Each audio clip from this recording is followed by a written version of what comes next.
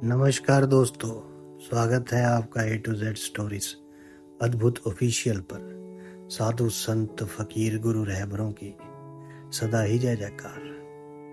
ये कहानी है इंद्रदेव और मार्कंडे ऋषि की। एक बार मुनि मार्कंडे की कठोर तपस्या से देवराज इंद्र भयभीत हो गए।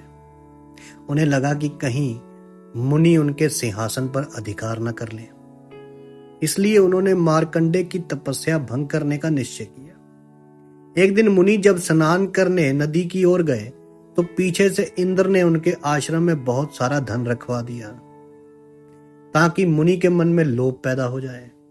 मुनि स्नान करके लौटे और जब अपने आश्रम में इतना धन रखा हुआ देखा तो उन्हें बहुत आश्चर्य हुआ। उन्होंने उस धन को हाथ नहीं लगाया और अपने शिष्यों से कहा, यह धन मेरा नहीं है, इसलिए इसे गरीबों में बांट दीजिए। इंद्र ने देखा कि मुनि को धन का कोई लाभ नहीं है, तो वे एक राजा के वेश धारण करके मुनि के आश्रम में पहुंचा और मुनि से कहा, मुनिवर, मैं एक राजा हूं, मेरे पास धन की कोई कमी नहीं है, किंतु एक ही दुख है कि मेरे कोई संतान नहीं।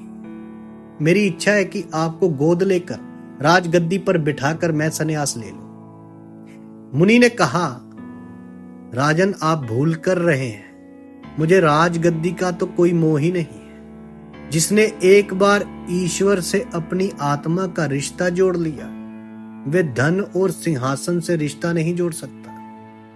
मैं आपको सलाह देता हूं कि आप राज्य की चिंता छोड़कर वानप्रस्थ का रास्ता चुन लीजिए। मैं आपके लिए एक कुटिया बनवा दूंगा, इससे अधिक मैं आपकी कोई और सेवा नहीं कर सकता। मुनि का उत्तर सुनकर, मार्कंडे ऋषि जी का उत्तर सुनकर देवराज इंद्र अपने असली रूप में प्रकट हो गए और बोले, मुनिवर, मैं आपकी परीक्षा ले रहा था। मुझे आपकी कठोर तपस्या देखकर दरअसल डर लग रहा था कि कहीं आप इंद्र आसन पर अधिकार न कर लें, इसलिए मैं आपकी तपस्या को भंग करना चाहता था। यह सुनकर मार्कंडे ऋषि जी बोले, देवेंद्र, जब आपको स्वयं पर ही विश्वास नहीं है तब आप राजकाज कैसे चलाएंगे? एक सन्यासी को तो समाज की चिंता होती है, सिंहासन की नहीं। ऋषि के ज्ञान से शर्मिंदा होकर देवराज इंद्र चले गए, ये पहचानते हुए कि नेतृत्व के असली गुण सत्ता और धन की खोज में नहीं बल्कि निस्वार्थता, धार्मिकता और सभी की भलाई के प्रति समर्पण में निहित है।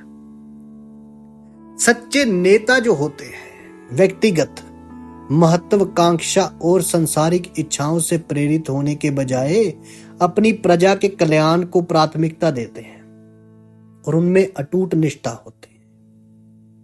और इस कहानी में यह बिल्कुल सत्य बताया। अब जिसे परमात्मा की एक झलक मिल गई हो, जिसकी आत्मा ने ईश्वर से अपना रिश्ता जोड़ लिया, वे धन और सिंहासन से क्या रिश्ता जोड़ सकता?